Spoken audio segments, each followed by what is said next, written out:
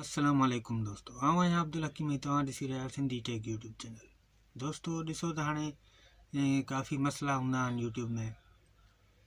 जेको बि अॼुकल्ह कमाइणु चाहे थो उहो थोरो जल्दबाज़ी बि कंदो आहे त मुंहिंजो जल्दी खां जल्दी चैनल ग्रो थिए ऐं व्यूज़ अचनि, सब्सक्राइबर अचनि, वॉच टाइम पूरो थिए जल्द में, त उहे तकड़ि कंदा आहिनि।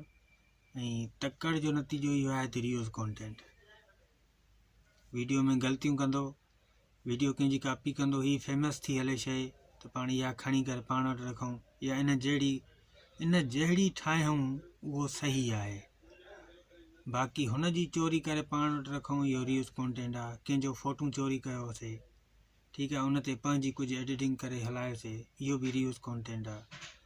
ख़्यालु कयो पंहिंजो, मतिलबु जेकॾहिं तव्हां अॻिते वधण था चाहियो, कमाइण था चाहियो, त तव्हांखे इहो ख़्यालु रखणु ज़रूरी आहे त तव्हांखे पंहिंजो ई कॉन्टेंट ठाहिणो आहे, सिर्फ़ु पंहिंजो, ऑलरेडी पंहिंजो। जेसि ताईं पंहिंजो कॉन्टेंट हूंदो, हर शइ पंहिंजी हूंदी, पोइ ज़िंदगी में कॾहिं बि तव्हां ॾे रीयूज़ कॉन्टेंट जो मसइलो न ईंदो।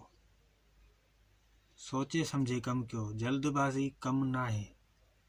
आराम सां सुकून सां वीडियो ठाहियो पंहिंजी, जेको बि कमु करणु चाहियो था।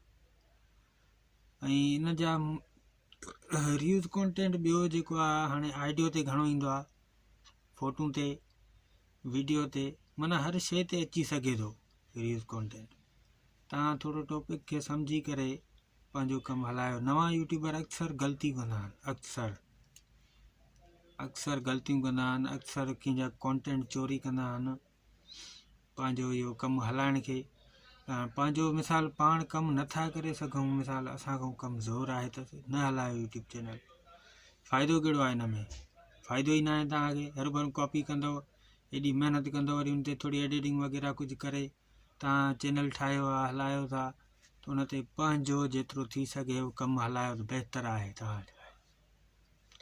बाक़ी जेके हाणे ॿिया टेक यूट्यूबर आहिनि, हेॾा वॾा चैनल आहिनि, उन्हनि जा लखे में व्यूज़ खणनि था, लखे रुपया कमाइनि था हर महीने में, तव्हां उन्हनि जो कॉन्टेंट चोरी कंदव, तव्हां त इहो ई मसइलो थींदो न। तव्हांजो जेतिरो थी सघे माना पाण पंहिंजो कॉन्टेंट ठाहियो।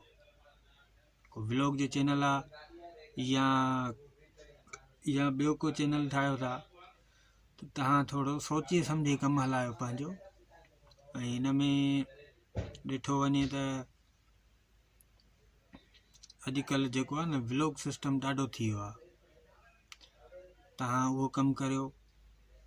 पर अगरि जेकॾहिं तव्हां व्लॉग जो चैनल ठाहियो था त उनजो तव्हांखे तव्हांखे सॼी मालूमात हुजणु ज़रूरी आहे।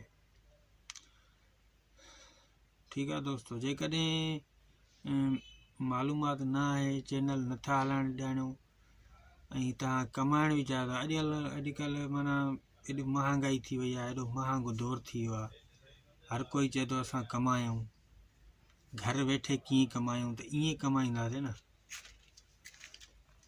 यूट्यूब चैनल ठाहे करे उन ते सही तरीक़े सां कमु करे असां कमाए सघूं था। आहे थोरो मुश्किल कमु आहे, स्टेप आहिनि, 3-4 स्टेप आहिनि जेके ज़रूरी पार करणा आहिनि। फस्ट में त सब्सक्राइबर पूरा, ॿिए में वॉच टाइम पूरो हुजे, ऐं उहो बि माना ज़बरदस्त तरीक़े सां, कंहिं दोस्तनि खां वठी करे न, उहो कम जो न आहे पंहिंजो। उन खां पोइ आहे पंहिंजो इहो एडसेंस वग़ैरह ठाहे करे अप्लाई करणु। उन खां पोइ मोनेटाइज़ थी वियो त ठीकु आहे, उन खां पोइ वरी पंहिंजो आहे पिन कोड वारो मसइलो, उहो बि जेकॾहिं ज़बरदस्त तरीक़े सां, सही तरीक़े सां थी थो वञे, उन खां पोइ आहे एडसन खे बैंक सां लिंक करण जो। इहे 4 स्टेप माना 5 स्टेप ॾुखिया आहिनि माण्हुनि जे लाइ। चैनल मोनेटाइज़ थी वियो, उनखे बरक़रार बि त रखिजे न। चवंदा आहिनि हाणे चैनल मोनेटाइज़ करणु को मसइलो न आहे, चैनल मोनेटाइज़ थी वेंदो, ऐं उनखे बरक़रार हलाइण लाइ वॾो कमु खपे। थोरी हेतिरी ग़लती जे करे बि पंहिंजो चैनल रीयूज़ में हलियो वेंदो, बस थोरी ग़लती जे करे।